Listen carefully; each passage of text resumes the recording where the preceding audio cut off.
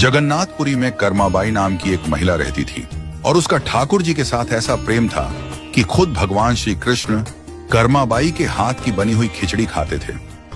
अब कर्मा रोज अपने नियम के अनुसार सुबह सवेरे जल्दी उठकर भगवान श्री कृष्ण के लिए बड़े प्रेम से खिचड़ी बनाती और भगवान को थाली में भोग लगाती। कुछ देर में भगवान खिचड़ी खा लेते और थाली साफ हो जाती। इसके बाद कर्मा अपने स्नान ध्यान आदि नित्य कर्मों में लग जाती और इसी प्रकार यह क्रम निरंतर चलता रहा। एक दिन भगवान श्री कृष्ण को भोग लगाने के बाद एक छोटा सा बालक कर्माबाई के पास आया और उनसे बोला, माँ कुछ खाने को है, बड़ी भूख लगी है। कर्माबाई ने कहा, हाँ बेटा, मैंने अभी अभी खिचड़ी बनाई है, आजा बैठ जा, तू भी खिचड़ी खा ले। यह कहकर कर्माबाई ने बड़े प्यार से उस बालक को खिचड़ी परोसी और बालक ने भी बड़े ही चाव से खिचड़ी खाई। उस बालक के रूप में स्वयं भगवान जगन्नाथ कर्माबाई के हाथ से बनी खिचड़ी खाने साक्षात पधारे थे। बालक ने जल्दी से खिचड़ी खा ली और उनसे कहा, माँ खिचड़ी बहुत अच्छा बनी है, मैं कल भी खिचड़ी खाने आ जाऊं? कर्माबाई ने कहा, कल क्या बेटा, मैं तेरे लिए रोज खिचड़ी बनाकर रखूंगी, तू रोज खिचड़ी खाने आ जाया कर। बालक ने कहा, ठीक है माँ। अगले दिन से वह बालक रोज सुबह सवेरे कर्माबाई के पास खिचड़ी खाने आने लगा। कर्माबाई भी रोज अपने नियम से सुबह सवेरे जल्दी उठकर भगवान श्री कृष्ण के लिए खिचड़ी बनाती और भगवान के सामने थाली रखती। फिर भगवान खिचड़ी का भोग लगाते और उसके कुछ ही देर बाद वह बालक आ जाता। फिर कर्माबाई उसे भी बड़े प्रेम से खिचड़ी खिलाती। एक दिन कर्माबाई की कुटिया के पास एक साधु आया।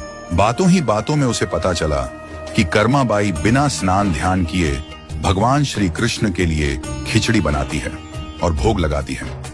उसने कर्माबाई से कहा, स्नान किए बिना भगवान की पूजा करने और भोग लगाने से पाप लगता है। इसलिए उसने कर्माबाई को स्नान करके पूरे विधि विधान से पूजा करके भोग लगाने को कहा।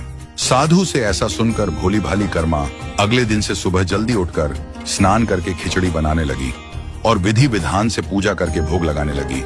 ये सब करने में कर्माबाई को बहुत देर लग जाती, लेकिन वह बालक तो रोज सुबह अपने समय से आ जाता और कर्मा से कहता, माँ मुझे भूख लगी है, मुझे जल्दी खिचड़ी दे, माँ जल्दी कर, माँ जल्दी कर।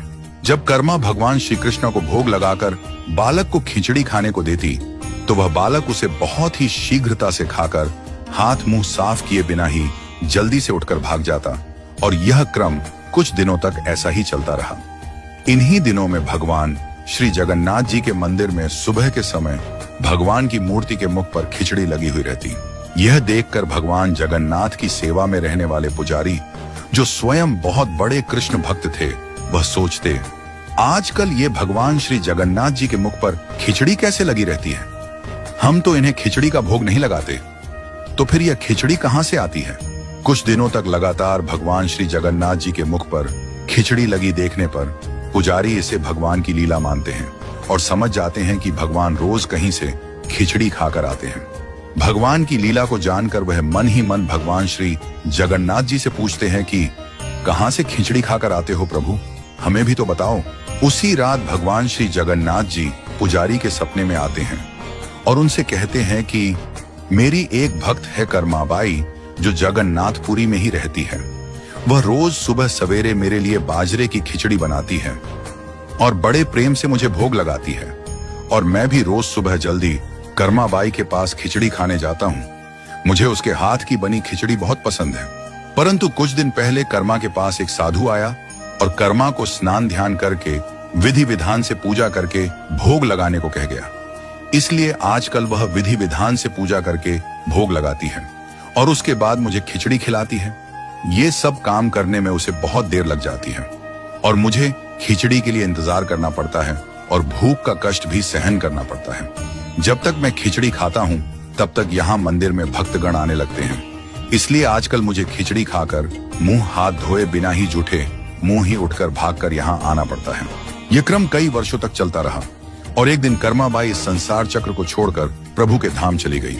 उस दिन जगन्नाथपुरी के मंदिर में भगवान श्री जगन्नाथ जी के श्री विग्रह के नयनों से अश्रु निकल रहे थे। यह देखकर मंदिर के सभी पुजारी और जगन्नाथपुरी के राजा भी मंदिर में उपस्थित हो गए और प्रभु से विनती करने लगे कि हे प्रभु, क्या हमसे कोई भूल या अपराध हुआ है? जिसके कारण जगत के पालनहार की आंखों से आंसू निकल रहे हैं। उसी दिन रात में पुजारी जी और जगन्नाथपुरी के राजा के स्वप्न में भगवान श्री जगन्नाथ जी ने कहा कि आज मां कर्माबाई इस लोक से विदा हो गई और मुझ में विलीन हो गई, परंतु अब मुझे रोज सुबह सवेरे बाजरे की खिचड़ी कौन खिलाएगा।